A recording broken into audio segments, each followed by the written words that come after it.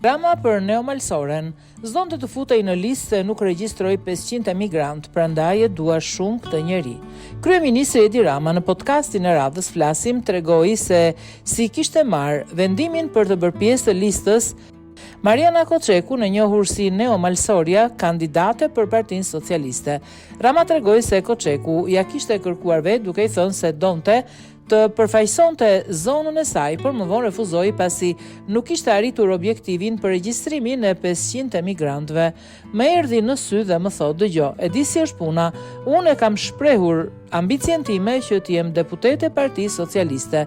Nuk shoh asnjë hapësirë tjetër përveç Partisë Socialiste, por unë nuk mund të pranoj që zona ime të mos ketë një përfaqësues të drejtë për drejtë në parlament, kështu që më thuaj çfarë duhet të bëj më shumë."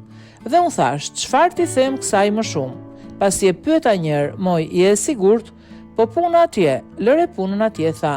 Po më thuaj, çfarë të bëj? Mirë, i thash, do të bësh 500 emigrante, bën dot.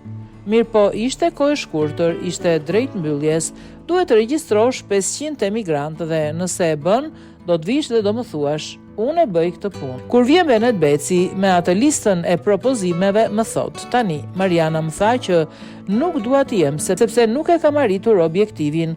Më ka thënë kryetari 500, por kam bërë 435 emigrant. Nuk dua të jem." "Lëre," i thash. "Po si e ka bërë?" "Po," më tha Beneti, "i ka bërë vërtet dhe prandaj e dua shumë këtë njeri, se ka kokën shumë të fortë," tha Rama.